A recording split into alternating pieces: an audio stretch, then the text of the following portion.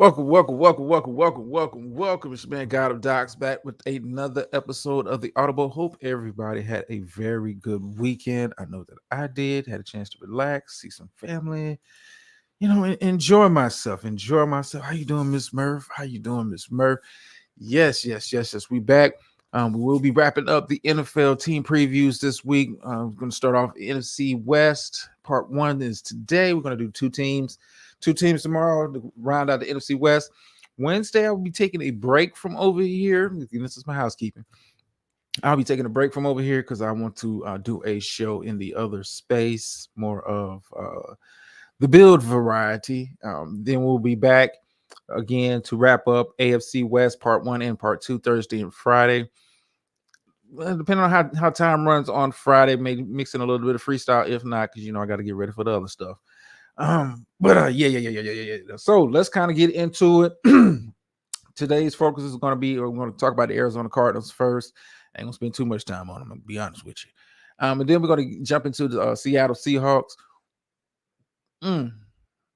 Questions. But, we're going to start with the Arizona Cardinals. Coming off a very bad season. Off season didn't really do them any favors, but we're gonna talk about it. We're gonna break down the team. And kind of give a prediction on what they'll look like, next season. I'm be honest with you. I'm not gonna spend too much time on the Arizona Cardinals. I project the Arizona Cardinals to be probably one of the worst teams in the league, record-wise next year. It's not a lot to like when you look at this roster. I mean, there's a couple pieces here, a couple pieces there. But the pieces that they do have here and there do not jump off the page, and inspire a lot of hope. But hey, we're gonna break them down. It's the Arizona Cardinals fan somewhere out there, somewhere. As we do with each and every NFL team, we always break down. Start with the most important position on the field, and that is the quarterback. And it is some questions at the quarterback position, both short term and long term. Even though he is on the PUP list, which is he unable to play right now, but that is presumed starting quarterback for the majority of the season will be Kyler Murray, health permitting. I will say this about Kyler Murray. Physically, very talented quarterback. I like the way he throws the ball. I think he's very accurate. One of the most mobile, most dangerous quarterbacks once he gets outside of the pocket. Is able to put a lot of pressure on the defense when he's in right mind, sound, and body.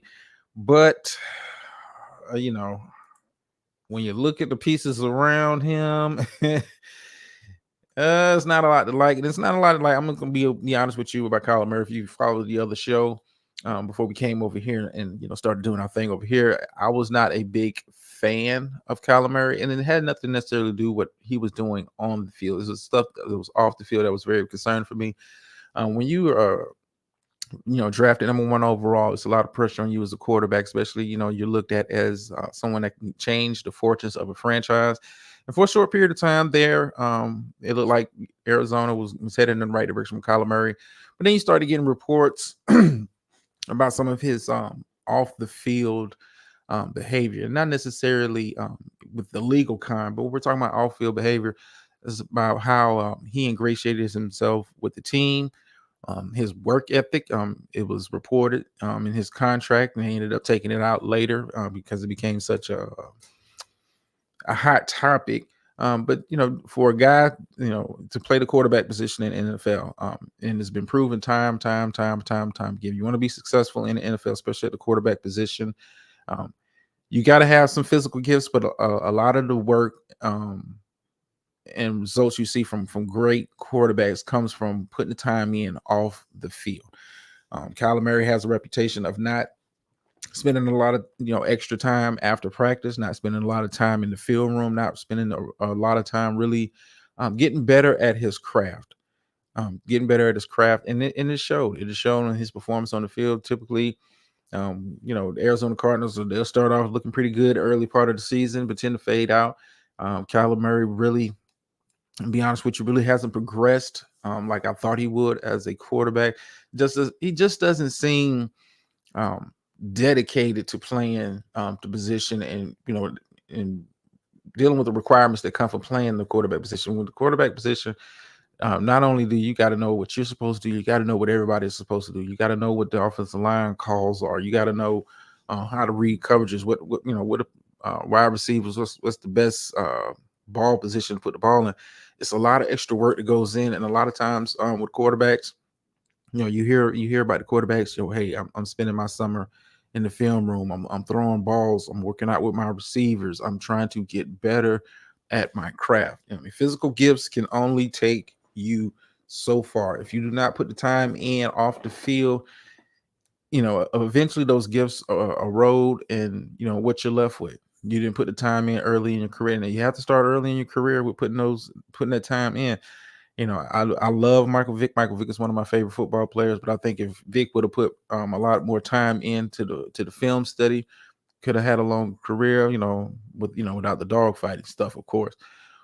But Kyler Murray, this is when you watch him, watch him play, is a joy to watch. But you can see the results on the field. It doesn't lead to winning football. Like I said, you're the number one overall pick. You're looked at as bringing a franchise along. They tried to put some weapons around him, but I'm going to be honest with you. Outside of DeAndre Hopkins, no real significant weapons being put around him. And like when you look at this team going into this season, like I said, it's not a lot. Like I see this team really being one of the worst teams record-wise going into this season. I mean, you look at the running back position. You got James Conner. As your starting running back. I mean, he's okay. They did bring in Corey Clement, formerly of I want to say Philadelphia. I mean, it's okay. I mean, the running back position is okay. James Conner's not a bad running back, but he's not a guy that you want to focus in on bringing 8 guys into the box to defend. He's not that type of a runner. He's never been that type of a runner. Pretty decent pass catcher out of the backfield. He's been like that since he was with the Pittsburgh Steelers. But James Conner, is running back is a position you can get by with a committee. But I don't really like the committee that they have there. It's just kind of like kind of suspect at best. I mean, it's passable, but the run game doesn't put a lot of fear into you. And when you don't have the run game, the pressure is put on the passing game. And when you look at the receivers on the outside, it's a lot of speed. It's a lot of speed on the outside when we're talking about Marquise Hollywood Brown. You're talking about Rondale Moore. You're talking about Greg Dortch, Zach Pascal. It is a lot of speed on the outside, but none of these guys. These guys are Marquise Brown. On his best day, to me, is a very good number 2. Rondale Moore, a good number 3 on a lot of teams. Just the starting wide receiving core does not inspire fear other than the speed. Unless you're running fade routes, deep fade routes, seam routes, or go routes, this wide receiver core doesn't put a lot of fear into you. Able to get some yards after the catch. That's what they're really make their bread and butter. But like I said, the receiving core, it's no number 1 receiver on this team. Marquise Brown, in my opinion, he's had a couple good seasons, but nothing about him says number 1. I mean, he could be a very good number 2 on a lot of teams, but when you're tasked with being a number 1 receiver, you're going to get the primary cornerback coverage. It's not a lot to like with this roster. I mean, and the more you kind of break it down, like I said, it's spots here and there. It's some promise, but it's not enough to lead the win in football. So running back position, okay. I mean, if I had a scale on a 1 to 10, I would give it a 5. Same thing with wide receiver core. Middle of the pack. None of these guys put fear in me on a game day Sunday. None of these guys, give me the vibe that hey, they're good to go for $120 a game. None of these guys give me that kind of vibe. And when you don't have Kyler Murray out there at quarterback as dynamic as he is, really putting pressure on the defense. Nothing against Josh Dobbs, who they traded for this offseason. Nothing against him. It's a very good backup. He'll be starting the season as a starting quarterback. Kind of similar as far as kind of skill set to Kyler Murray. Maybe not on the same level of skill. But Josh Dobbs is a very mobile quarterback, has got some time in the league, knows how to play, decent enough football for a backup. It's, if you want him as your long-term starter, no, but he's getting spot duty, but he's going to be tasked with, leading a very bad team out there on the offensive side of the ball. Even when you look at the tight end position, Zach Ertz is out. You do have Trey McBride, who I do like, who I do like as a young tight end.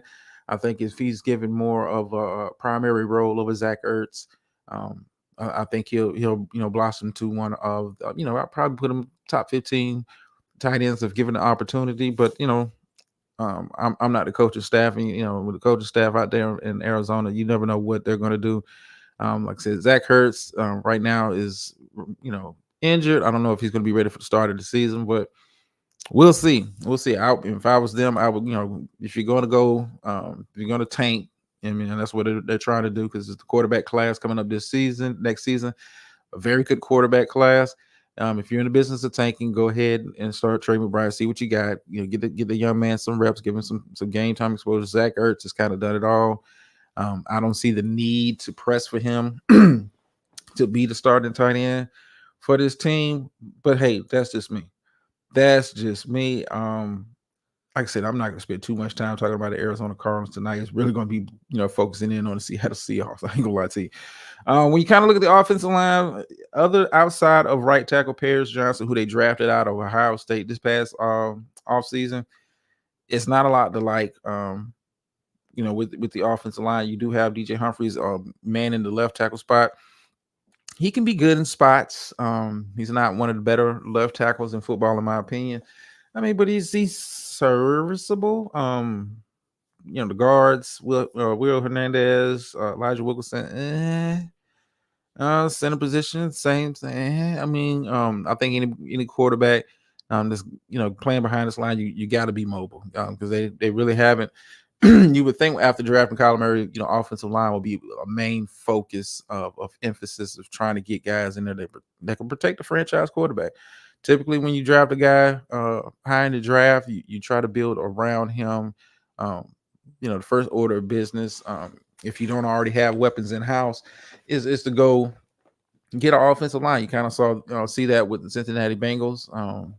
They had some weapons already in place, and they spent a lot of the emphasis in their offseason when they're talking about the offensive side of the ball. It's not necessarily bringing in weapons, but bringing in guys that can protect the quarterback, create the running lanes for you.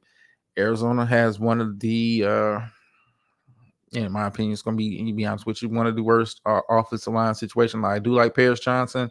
They could be a very good player. I'm not sure how he's going to develop playing in this scheme.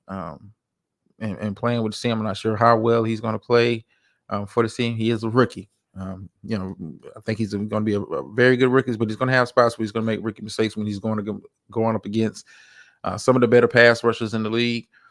So the offensive line it doesn't give you a lot of hope. The running game situation is, like I said, middle of the road. Wide receiver situation, middle of the road. I don't know what I'm getting from Kyler Murray when he does get back on the field. How motivated is he to really play for this franchise? I kind of have to kind of question that. They gave him the big contract extension. It becomes a money thing whether they move on from Kyler Murray after the season. And I think if the team plays to the level of the talent that they have, see this team being at the top of the draft next year, I mean, it may be time to move on from Kyler Murray. It may be time for them to move on from Kyler Murray, allow Kyler Murray to go somewhere else and continue his career. And like I said, the quarterback class that's coming out for this upcoming draft is very deep. And, Arizona, I predict to be very much at the top of the NFL draft order. I had to kind of keep it real. When you kind of look at their schedule, I could see them being the number one overall team as far as the draft is concerned. So they have opportunity to possibly, draft a Caleb Williams, who's projected as the number one quarterback for next year's class right now. So, like I said, offense, it's not a lot to like. Like, I'm not going to spend too much time focusing in on it. The defense is as bad as the offense is, which I think is, at best middle of the road. The defense is that much worse. It's not a lot to like. Along the defensive line, you do have Zaven Collins, who I hope gets a little better and after another season of seasoning, but there's no real pass rush along that defensive line. They're just kind of just guys. None of these guys put the fear of God in you as a pass rusher. I see if Arizona is really trying to get pressure, pressure. I think they're going to be doing become a heavy blitz team. Then they have some pieces that can kind of get after the quarterback from the linebacker position. As far as blitzing is concerned, I do like Kaiser White, who they brought over from the Philadelphia Eagles in free agency. I do like BJ Ojolari when he's healthy. I like Owen Popo when he's healthy. I think they're good pieces, good athletic linebackers on the outside. But for the most part, if you're starting strong side linebacker is Dennis Gardeck, excuse me. Um, it's a lot. It's a lot to be desired. If you've been keeping track of the Arizona Cardinals, I know too many people haven't. Besides myself and other people that cover the sport, you wish Ertz was still an Eagle. It's time for that dude to retire. I mean, he has nothing else to play for. Playing for the Arizona Cardinals. But I guess it's a check. Where was I? I kind of just wanted to just rush through it, but there are fans out there, so I'm be fair and cover it. But this defense, outside of Kaiser White and Ojolari, possibly and Popo, it's not a lot like at the second level of the defense. It's nothing to really get excited about. From the front four, and the secondary, it's like the more each outside of the linebackers, it's not a lot like on the defense. If I have to rate this defense on a scale of 1 to 10 going into the season, I got to rank them as a 3. Outside of Budda Baker, who has made it known that he wants to be in another situation, has asked for a trade. Team hasn't acquiesced to that request. But outside of Budda Baker, it's not a lot to like in the secondary. They got some pretty decent pieces. But these guys, starting cornerbacks, Marco Wilson, Antonio Hamilton, I see them getting targeted a lot. These guys on most good teams will probably be number 3 cornerbacks, possibly number 4. They don't really put the fear of God in you of locking down guys. They did move off what's his name? BJ Murphy. He ended up leaving in free agent, who was their best cornerback last year. He's, in my opinion, a good number 2. So if he was your number 1, I'm scared to see what you had behind him. This team didn't really spend, I don't know what Arizona's doing when it comes to the draft. I do like, a couple of their picks, but, if you're going to tear it down, you moved on from DeAndre Hopkins, end up letting him go. They didn't want to pay him. If you're going to just, tear it down, tear it down and try to stockpile, draft picks, stockpile young players. I don't see Arizona being good. I'm gonna be honest with you, for the next 3 seasons. So it's not a lot to get real hopeful for. Like I said, offense is a 5. I got to give it Arizona Cardinals defense a 3. I see this team having probably the worst record in the NFL next year. It's not a lot to like. The future does not look bright for them. They ended up moving off of Isaiah Williams, who they drafted in the first round a couple of years ago. I want to say about 3 years ago. Traded him to the New York Giants for a 7th round pick. Like, what are you doing?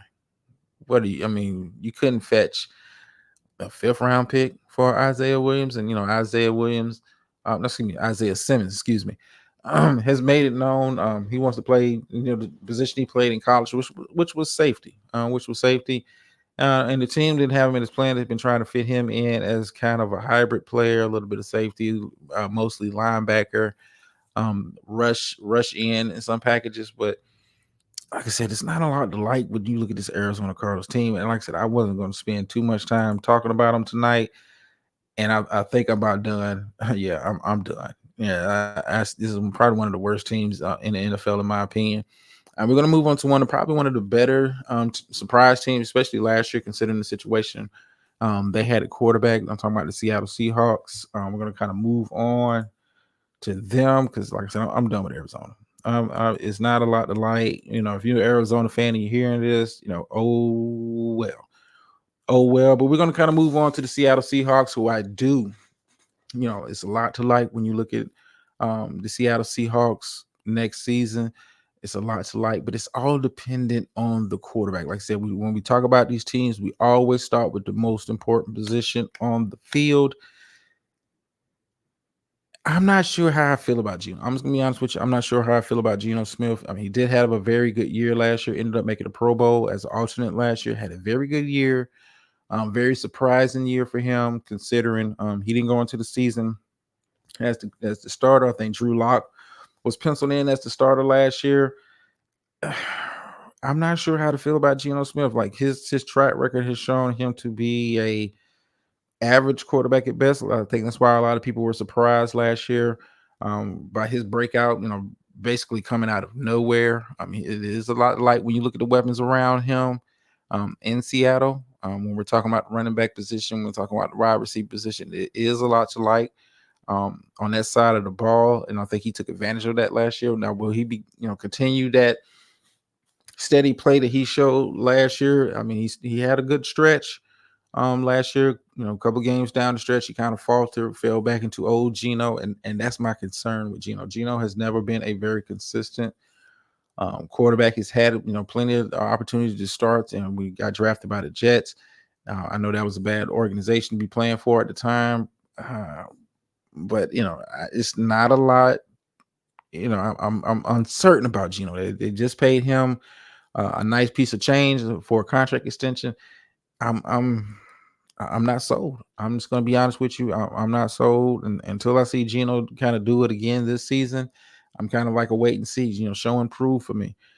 He had a very good, like I said, very good, very good season last year. Surprised anybody that had Geno Smith being a Pro Bowler last year outside of his family. Kudos to you. You saw something that most of America, most of the football world didn't see. And I'm kind of, like I said, I'm kind of on the fence with Geno this upcoming season. I do like the pieces around him, but he's the biggest question mark on the offensive side of the ball. I think the other positions, other skill positions, I think the offensive line is okay. Geno Smith is the biggest question mark because he can easily regress to what he's been for the majority of his career, and that's just an average quarterback who does nothing particularly well, doesn't do anything special. Is just average, just average. When we look at the running back position behind him, I do like the combination of Kenneth Walker. Problem with him is health issues. Tends to get nicked up. Is a very much of a big. He reminds me of kind of a Tony Pollard.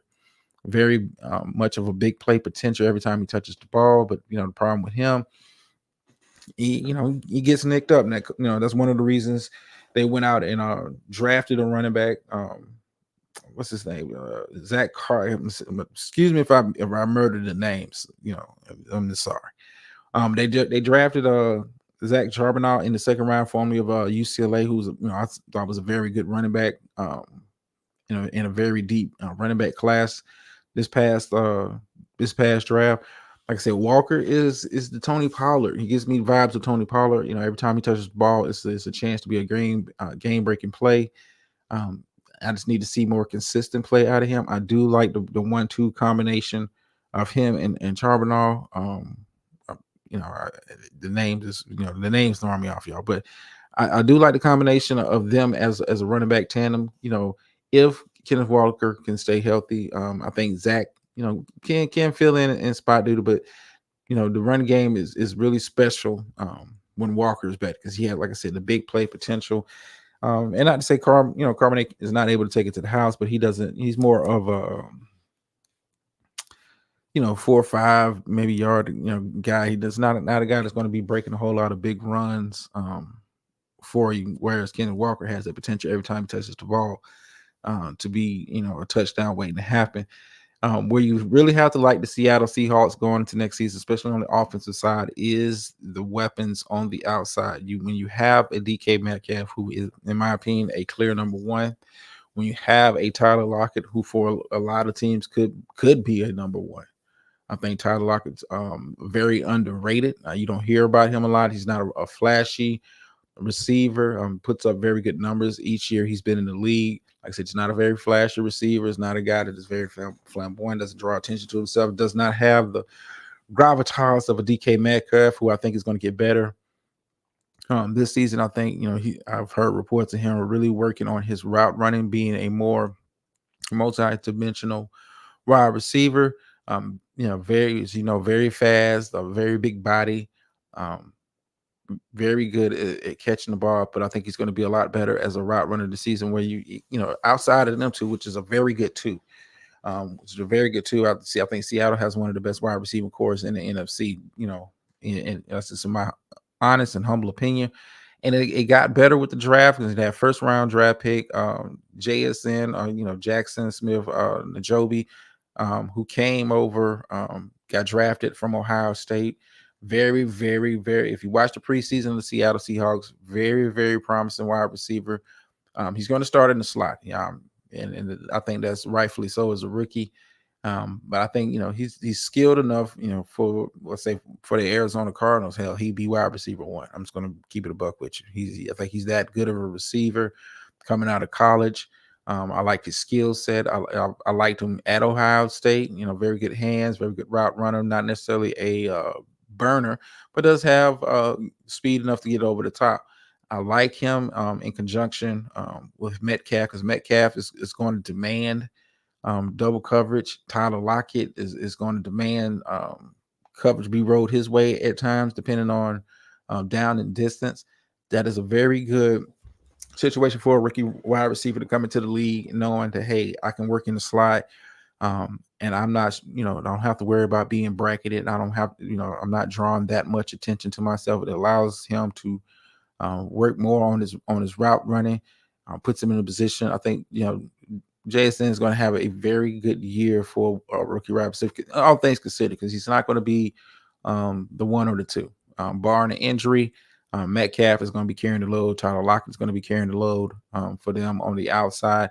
But I do like I said, I do like him, as the number 3, and the rest of the, wide receiver core is pretty good, pretty good. It's a lot light with, like I said, with the wide receiver core.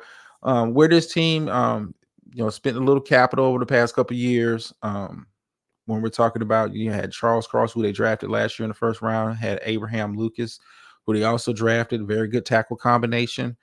Charles is on the left, Abraham is on the right.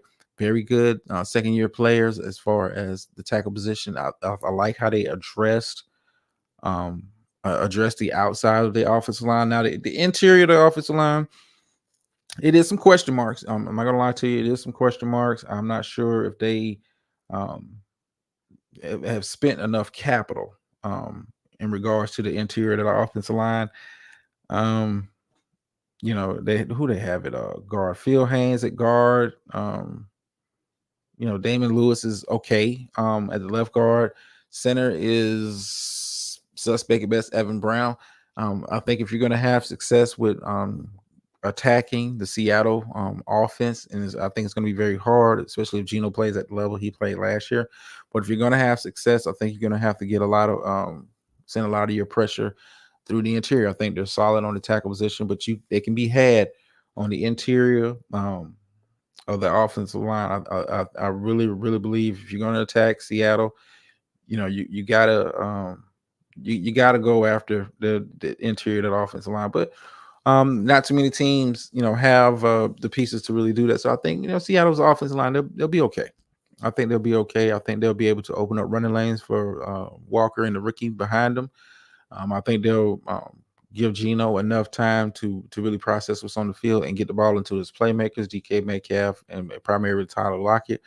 I think JSN is going to have a very good year as a slot. I really, like I said, I really liked him coming out of college. Give me a sec, y'all. Give me a sec. How you doing, beautiful? How you doing? Ms. Bird says, I like to see Geno and the Seahawks do well, but they're in the same division as San Fran. Yeah, I don't see Seattle challenging them this upcoming season. We'll talk about that tomorrow when we break down the 49ers. I think 49ers, along with the Eagles and the Cowboys, are clearly tier 1 when we're talking about the NFC. But Seattle's in that number 2 tier, solidly in the number 2 tier. Depending on how playoff matchups go, they match up well with some teams in the NFC. But like I said, offense, I think the offense is going to be okay. If Geno can repeat his performance from last year, I think this offense is going to be okay. Probably one of the better offenses when you really kind of like look at the NFC as a whole. That's all dependent on Geno. If Geno regresses to what he's been most of his career, I don't know.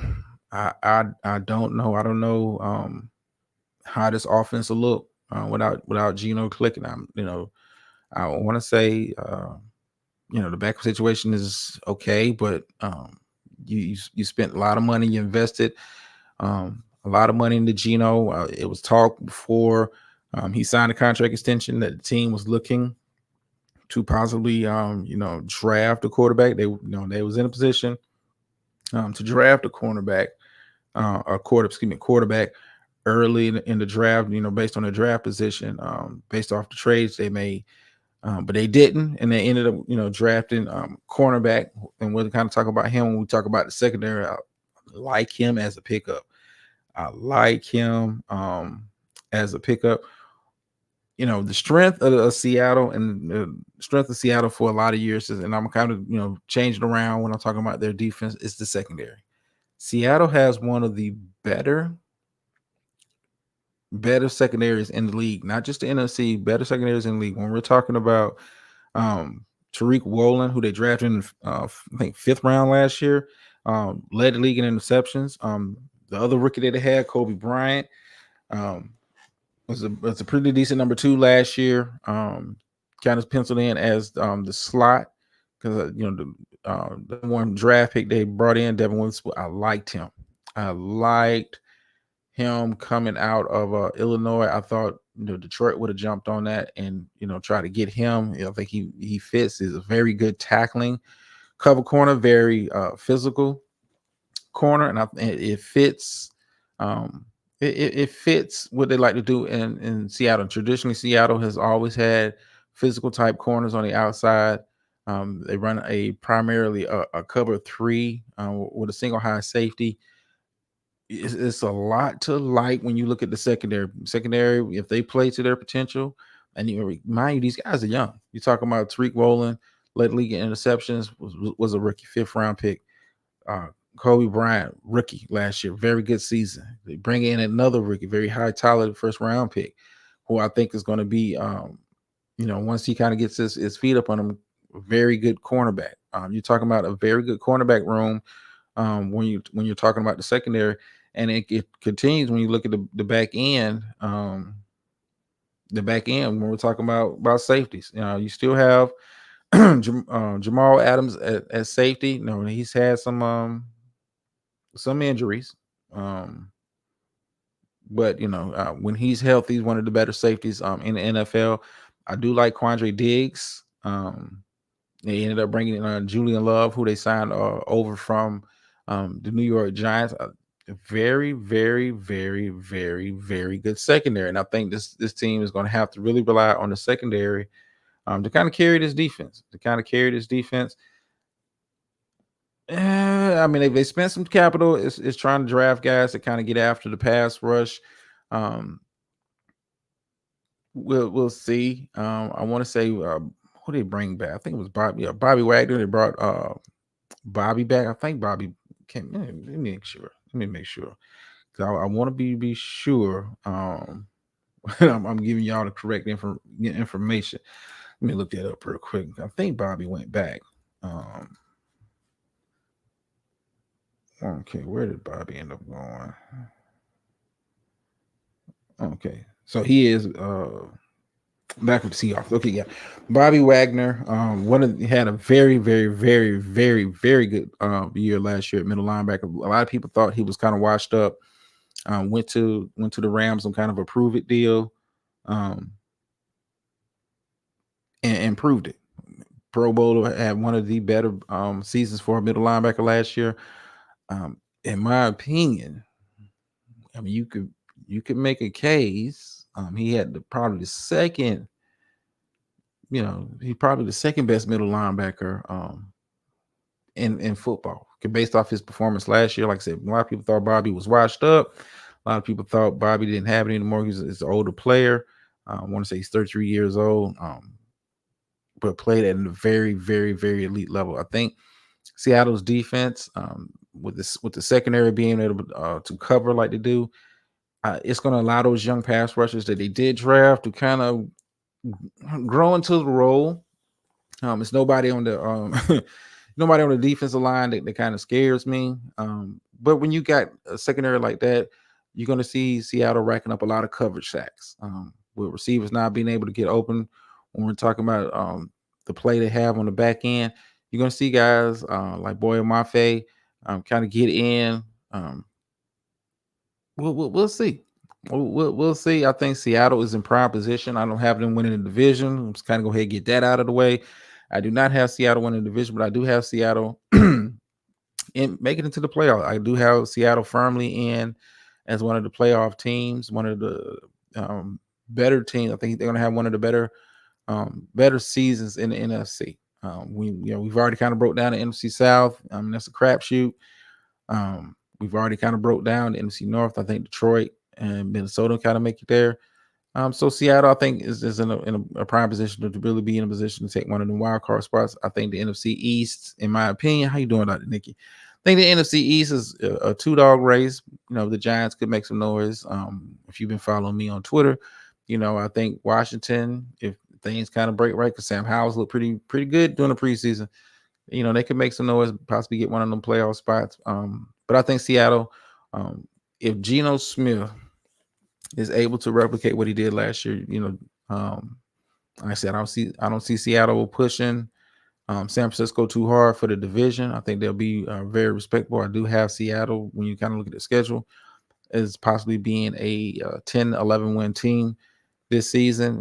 Granted that you're playing in NFC West, which has two of the worst situations as far as teams are concerned. I'm talking about the Cardinals. I'm talking about the Rams.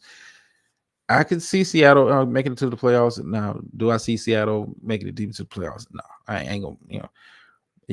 Quarterback play becomes very important when we get to the postseason. And when you look at, if I had to rank quarterbacks ahead of Geno Smith, it'll take me a minute. When we're talking about Jalen, I got ahead of him. I got Dak ahead of him. I got Kirk ahead of him. I got Jared Goff ahead of him. Geno's what? Top 7, top 8 quarterback in the conference. Yeah. But Geno's the key.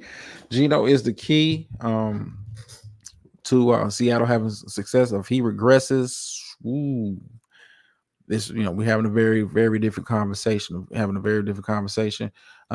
do like the pieces around him, allow him to be successful.